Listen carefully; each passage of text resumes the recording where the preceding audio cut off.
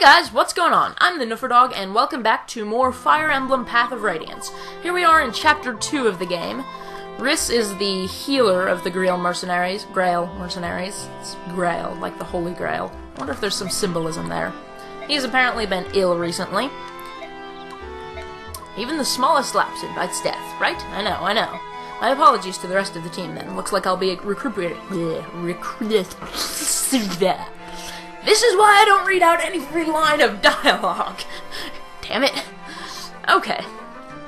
But staff wielders are very handy. They're your healers, and they're what prevents you from relying on tons and tons of items. So he has a letter for Titania. Oh no! How dare they! Titania, what's the matter? What did the letter say? Riss, take this letter to Oscar and tell him to prepare for combat and wait for me. I have to go out for a moment. But Titania? I'll be right back, I'm counting on you! What on earth could that letter have said? And she's off! Into the wild blue yonder. What is that? Is that from something? Is that the theme song of something? I don't even know. I just know that line of the song. Has something happened? It's Mist and Rolf. They've been taken by bandits! What? What? Earlier, by the gate, a man asked me to deliver a letter to Titania. It was from a group of bandits. Kidnappers. What are we going to do? Let me see it. Oh, if only I'd known. He didn't seem like a bad person. I get it. They're after revenge. They want retribution for the other day in that village. Chaldea, was it? Taking children as hostages? What cowards! Blast! Wait, Ike, where do you think you're going? I'm going to get Mist! But no, Titania, she said she'd be right back. You're supposed to get ready and wait for her. And do you honestly think we've got time to wait? I'm going. What do you think you're going to do on your own, rookie? Hold on, I'm going too. Stop, both of you. I'm going with you. Oh, come on, wait. This is crazy. You just... All these characters sound the same when I voice them. Because that's what happens when you voice a bunch of people with one person. This is why I'm not a voice actor. I actually think it would be a really cool job to be a voice actor, but... Only if you got good jobs, though, because if you only got crappy jobs, you probably wouldn't get paid as much, and it would get kind of boring. I don't know. Seems like it would be a fun job to me. So what was I about to say?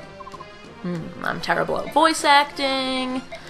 Boyd is awesome.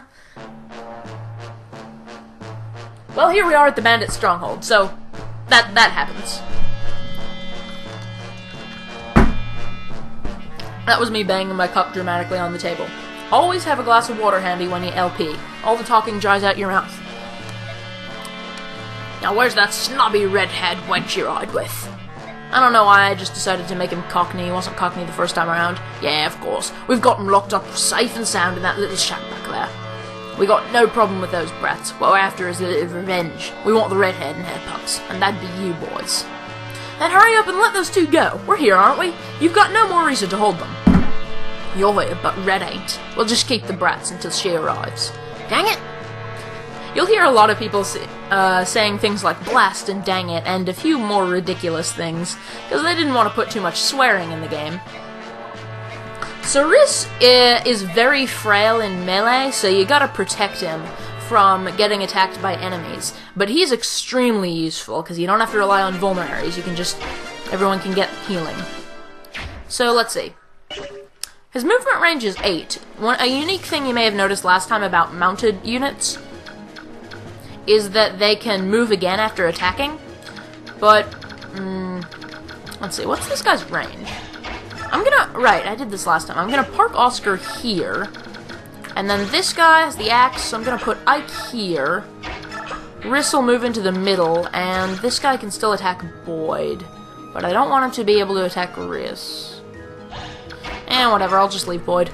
Because I try to set things up so that people, so that my characters are in battles where they have the weapons triangle advantage. Oh, sniff. Keep your chin up, Rolf. Boys aren't supposed to cry. But I'm so scared. Aren't you even a bit scared, miss? Of course I am, but listen, we'll be fine. My brother will definitely come to rescue us. I don't know what even kind of voice I'm doing, so... I'm just gonna stop talking about my voice acting, because it's so universally terrible. Well, that guy is stupid enough that he just went out and attacked Ike anyway. Oh, right, because I changed... Yeah, I was wondering why he had the steel sword. It's kind of a shame, because that means he couldn't double hit that guy, but he still did a lot of damage, so. And once his stats improve a bit more, so that the weight of the steel sword isn't a big deal anymore, he'll still be able to double hit with the steel sword, and then the steel sword will pretty much become objectively better than the iron ones. Iron is the most basic weapon. There are some cool features in this game regarding some of the types of special weapons you can get, which we'll be getting into more later. But there's a feature that lets you make custom weapons. It's really cool, and that's not in any of the handheld Fire Emblem games. Just Path of Radiance and the sequel, Radiant Dawn, which is on Wii. Which, by the way, I think I forgot to mention earlier, I will be doing an LP of Radiant Dawn as well. That will be LP number 6. I'm gonna do this game, and then I'm gonna put Iron Sword back on. And then I'm going to do Metroid Prime 3, and then LP number 6 is going to be Radiant Dawn. And then LP number 7 is the secret project that I've been thinking about for a while. Still not 100% sure how I want to do it. It's going to be difficult, but I think I'll manage. Alright, so of course we want to keep Riss behind Ike, so that he can't get attacked by this guy. We probably don't want Boyd to get attacked by this guy. What's his movement range? 1, 2, 3, 4, 5, 6. So if we didn't have Boyd there, he would be able to attack Riss. So we gotta keep Boyd somewhere where the guy can't get to Riss. And Riss can just heal Ike right up there. And staff wielders get EXP when they heal people. Well, they still get EXP in combat, but not very much, because if you don't do any damage, you only get 1 EXP in battle.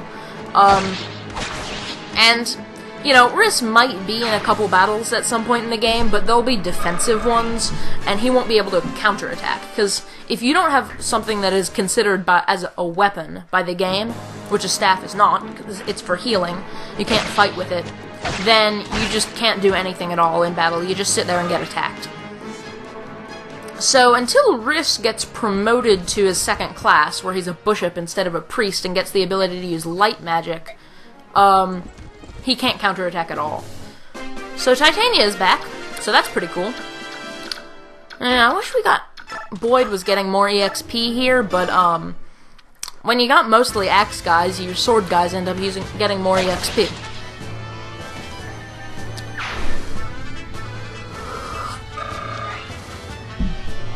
I mean, Ike and Boyd are probably both going to be overpowered. The thing about doing a no-death run of this game is that you accumulate characters, and you can't use all of them. Because you will get a lot of characters in this game if you don't let anyone die, you'll end up having way more than you can use on pretty much every map. And, you know, the fewer characters you let die, the earlier in the game that'll happen. So no one's in the range of any enemies right here, so it doesn't matter that Riss is kind of out in the open there. These two talk, just keep your mind on the battle, pretty basic stuff. Alright, Seraph I'm saving till we get a mage. So again, I'm gonna keep Titania out of battles as much as possible, unless we like need her to prevent a character from getting killed or something, like keep Riss out of danger. Ike is faring pretty well against these axe guys, because they're not very accurate, and not very fast, and pretty low level. You know, in these earlier missions, I'm always tempted to say, well, maybe I could have gone with hard difficulty, maybe it would have been okay, but later missions are so much harder. You have no idea if you haven't played a game like this. There's a lot of new game mechanics they introduce and stuff. Ooh! Unnecessary criticals. The characters in this game follow the Pokemon model of critical hits. They always get them when you don't need them. Unless you use one of the special weapons that gets you increased critical hit rate, then you'll just get them all the time. It's so awesome. Killer weapons are the best thing. Also, shoving. This is a feature that is unique to Path of Radiance and Radiant Dawn. It's not in the handheld games, but you can actually sometimes use it to just you can use it to sometimes get your characters out of dangerous areas. I mean, if it's just like one block out into the range of something dangerous, like a mage or a ballista or something. Or just get a little bit of extra distance when you're trying to progress forward. Because you can just push them around. It's kind of funny. But you can only do that if you're heavier than the character, or if your weight is similar to them, and mounted units can't shove. I mean, that's not like a major part of the game, but it's handy every now and again. Alright, so... Oscar can attack this guy, but then he'd be in the range of that guy. So I'm just gonna leave Oscar here, sort of defensively, and Boyd. Actually, let's just put Boyd here. And Riss will hang back as usual, and Titania will be here. And we'll just wait. That guy's gonna go off and heal. That's... wait. He didn't have any vulnerary. He might be going to sit in this heal hedge. Thickets provide a slight defensive bonus if you stand in them while fighting, and heal hedge is a special type of thicket that gets you a little bit of HP recovery each turn you stand in it. It's not like a huge amount, it's just like 2 HP per turn or something, but it's a handy little thing. So I actually can get a guaranteed kill on this guy, because... well, here I am talking about guaranteed kills. He just goes and gets critical. I think characters in this game just like to prove me wrong. I'm not bitter. Okay. But enough of that. Let's just have Boyd kill this fool. Yeah, this fool. Because Boyd is basically about as badass as Mr. T. I know, it's surprising. But it's true. You can look it up. Look it up. Go on Google right now and say, is Boyd from Fire Emblem Path of Radiance as badass as Mr. T?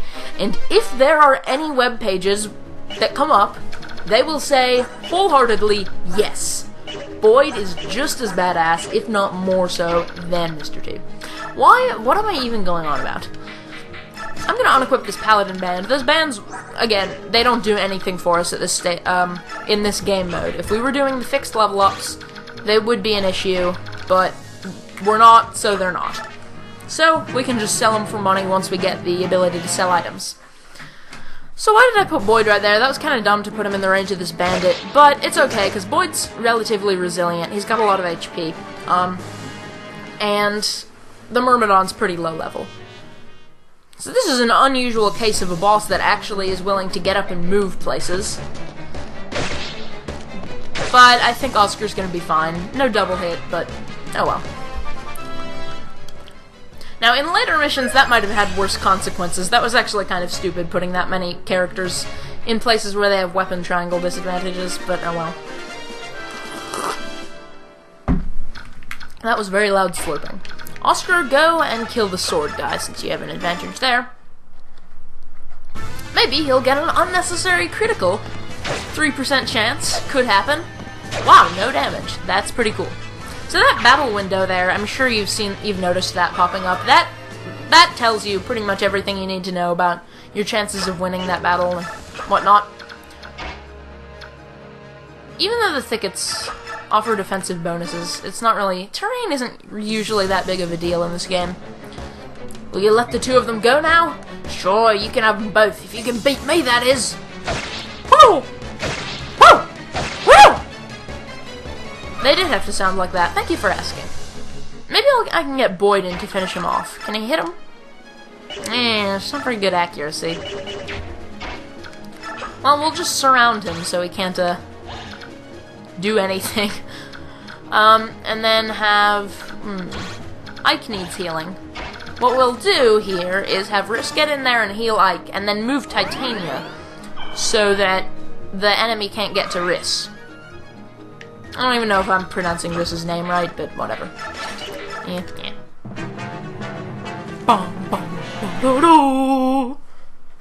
It was really a shame when we had that audio glitch in the previous recording too, because the music in this game is really good. I mean, I really like it. I mean, not every song is a standout, but I don't know. I like the music in this game. There's some songs that are really cool. Really cool. Really cool. It's a Nintendo game, though. I mean, you figure the music's gonna be good. What you did was in direct defiance of the orders I explicitly gave you. How it all turned out is another issue altogether. Deputy Commander, I take full responsibility. The failure is mine. Accept our apologies. Oscar, Riss, what am I supposed to do with you two?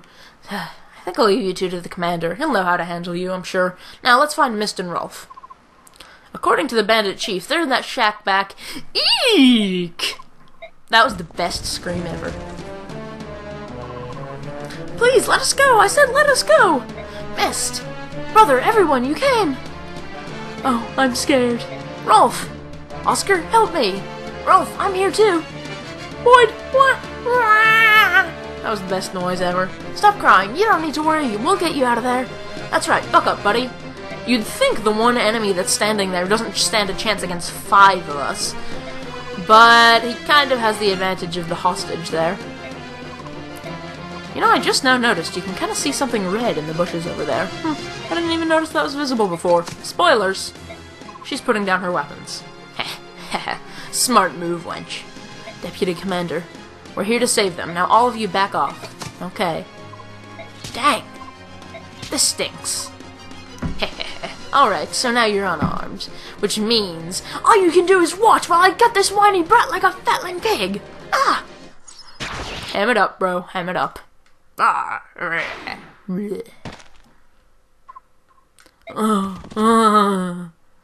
Rolf, can you hear me? Mist, is Rolf? Is he? He's fine. Yeah, why are we making them? I don't even know what I'm talking about. This guy's dead. This arrow, who shot it? A single arrow right between the eyes. Who else could make a shot like that? No one, that's who. That voice. 'Tis the voice of an asshole. Yep, that's what the red was off in the bushes before. I never noticed that he was actually on the map before he comes out of nowhere there. Don't you children owe me a little gratitude? I did just save your lives. Deputy Commander, Shinon. You're both so cruel. With his armor on, you know I can't run that fast. Shinon, Gatri. So that's where you went, Titania. Of course, I knew we'd need reinforcements. I'm glad it wasn't a waste of time. Well done, both of you. In the end, I got to feather someone, so it was worth the rush. All I did was sweat. That was hard work.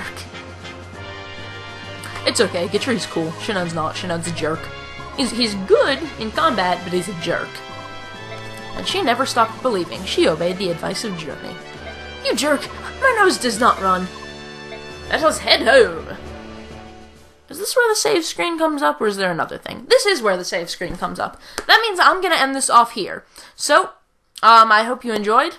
Likes and comments and that type of thing are much appreciated. I'm the Dog, and I will see you guys next time with more Fire Emblem Path of Radiance.